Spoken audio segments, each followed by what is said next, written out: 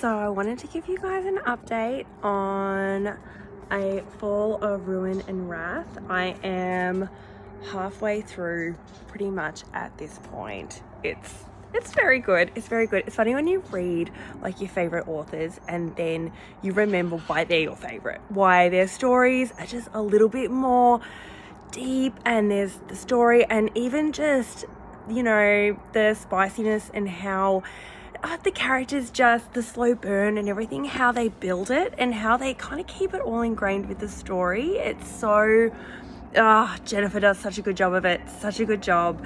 So update on where I'm up to. So we've got Callista, or Liz, who's the main character, and then she has met Prince Virtus, who she thought was a lord for a long time before finding out that he was the prince, and he's meant to be really dangerous and stuff. Like, he's the guy the king sends out to kill people and things, but then that doesn't seem to be what he is all about. And so yeah, so far I'm really enjoying it. Obviously, I think I was up till like midnight last night reading, but I'm wondering what Callista is like, because she's got powers. She's got the power where she can read people's thoughts and has this intuition of things that are going to happen, particularly if she touches people. But I'm feeling like there's a lot more of that. There's a few undercurrents happening. I feel like there's obviously a connection between her and Thorn. There seems to be something there that's like, I know they have like this electrical current, and it almost seems like her powers are building. I feel like she's more than just a lowborn. So there's highborns and there's lowborns, but I feel like she is maybe more than what she thinks she is, and I think she's got a lot more power than she thinks she is. And Thorn is looking for someone. He is looking for someone, but of course Callista is not telling him who she really is or that she has these powers. I'm sure that would just spoil it straight away. So I think obviously when he finds out her powers and that, it's going to click that she is the person that he's looking for. And I mean, I wonder if they're mates. Like, maybe they're mates. She spoke about that she likes being in the garden, and that every time they get you know, a little bit of attraction and like they're going to go for it, she feels like running away, like almost like a fawn or something before, you know, fornication. So I'm like, what is going on? Is she part animal? Like, is she, yeah, are they mates? Like, what is going on? What is going on? It is really bizarre. And I'm trying to figure it out. I'm trying to figure out what it is.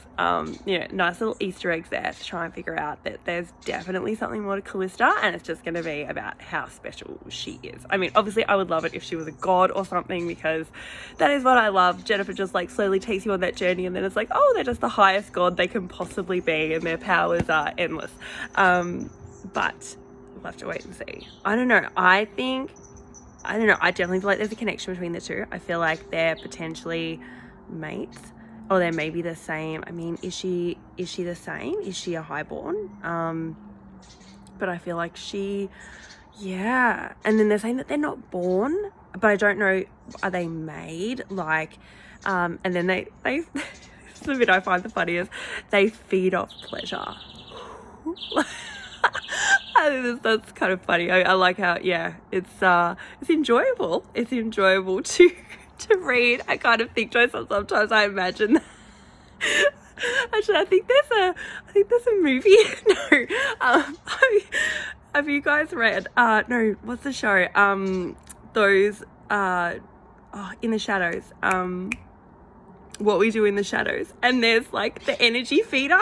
He's like the bald, unattractive guy who just feeds off their energy. He's an energy vampire, and he's but he's like really ugly and he's really bored, and he's like that guy you have in the office who just like absorbs all your energy because he just talks about really boring stuff. Anyway, when I think about Thorn's eyes lighting up and him feeding off her pleasure, I kind of get that image in my head, which is not quite as spicy as this is. So I'm gonna have to try and put that idea to bed, but that is unfortunately one of those little side effects that I've been thinking about. So anyway, there's a little side thought for you. Hopefully that doesn't ruin your read.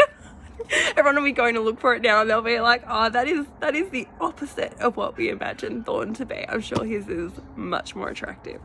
Anyway, I am going to keep reading and telling you guys how it goes, and we'll talk again soon. Okay, bye.